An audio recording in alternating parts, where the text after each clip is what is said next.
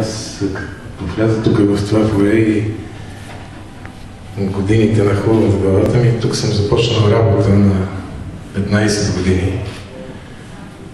В едно предаване, което като гледам хората, които присъстват тук, едва ли има някой да си го спомня, казваше се радиовестник Пионерски пламък.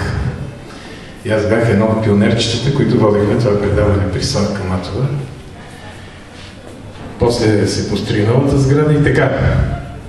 Така и с поетите. Идват едни, устаряват, побеляват, след тях идват други, по-млади, по-талантливи и те трябва да четат, а не побелелите старци. Снощи се запознах с едно момиче на 30 години. Вероятно, някъде, нали знаете, има жени, дето не можеш да определиш възрастта им, толкова са красиви. Между 20 и 30 годишно. И ми иска да праща ми покана за приятелство и аз питам, познаваме ли се? Тя казва, не, но много ми хареса снимката ви с този гълъб, който целувате. И аз отговарям, аз пък си помислих, че нещо може би случайно да сте прочели мое, така, този типичен авторски нарцисизъм заговорил мене, обаче се оказа, че момичето нищо не е прочел от мене и каза, наистина нищо не знам, съжалявам, не ви познавам като автор. Много обичам поезия, но никога не съм срещал вашето име. И спонтанно ми хареса снимката с гълъба, който целувате, което за мен означава, че сте свестен човек, че обичате свободата, красотата, вероятно и жените, и черно-белата снимка пък ми говори, че така обичате и модерното изкуство. И аз, като ми ги изреди всичките тия неща, казаха ми, то по-добре няма смисъл да четете поезията. Вие вече сте ме прочела. Хубавото е, че на такива срещи човек може да чуе за първи път някой нов глас. Аз така във Фейсбук попаднах на двама-трима съвсем неизвестни автори и те вече могат да се похвалят със своите първи публикации. Сега готвим първи книги. Прочета едно стихотворение, за да не се окаже, че едно много старо стихотворение. Благодаря ти, любов. Добре дошла, любов, позакъсняла. Аз не вярвах вече, че ще дойдеш. Късмета ми, кучета влияли, да ти не стане направил в своя дом си.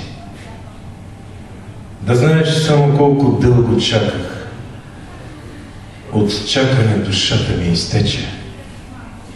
Край мене черни гарвани гълчаха, хабер от дявола, че съм обречен. Но аз ги пътих с камъни и вярвах, ще дойдеш някога, любов, мечта. И с дива ярост на прокълнат варварин сърцето претопих в меч стоманен. То бяха битки, грозни и зловещи. Война без фронт, в която озверяваш. С усмивка на приятел, враг насреща. А пък приятелят те е забравил. За миг очи затвориш и си свършен. Отгоре дебнат хищни лешояди.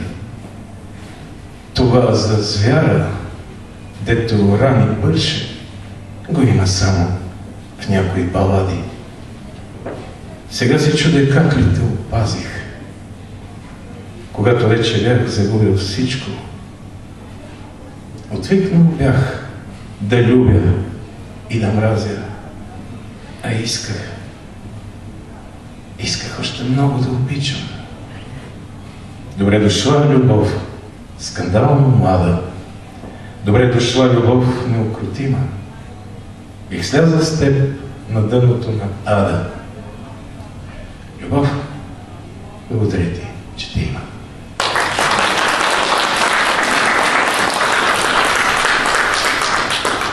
Аз продължавам със своя списък приятели на буквите, а нашите приятели, поети като Ивайло Диманов, освен че са поети и са бардове, но и двамата ни приятели бардове днес са без китари, Така че ще помоля Олин Миланов без китара, но с цялата си слънчева усмивка да дойде при мен и да ви прочете нещо свое.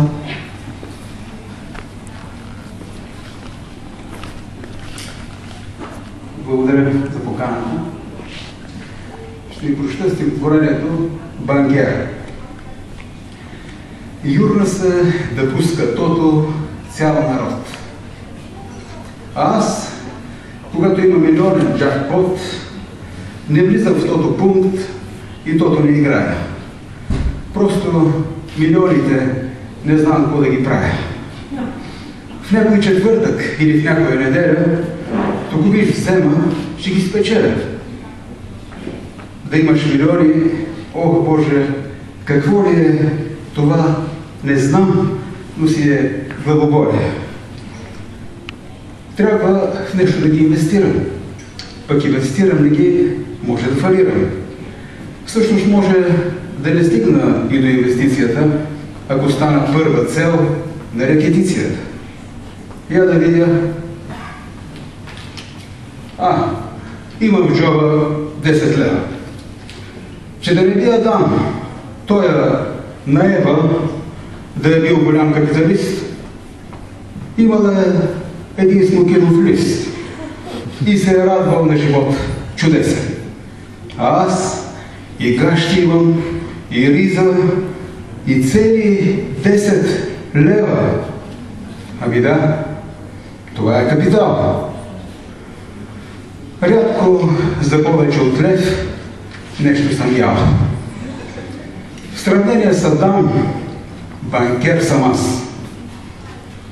И мога банка да открия в този час. За левче ще си купя хлебец, за да ям. А 9 лева кредит мога да ви дам. Благодаря. Така сега се продължавам с Алманах поезия 2012.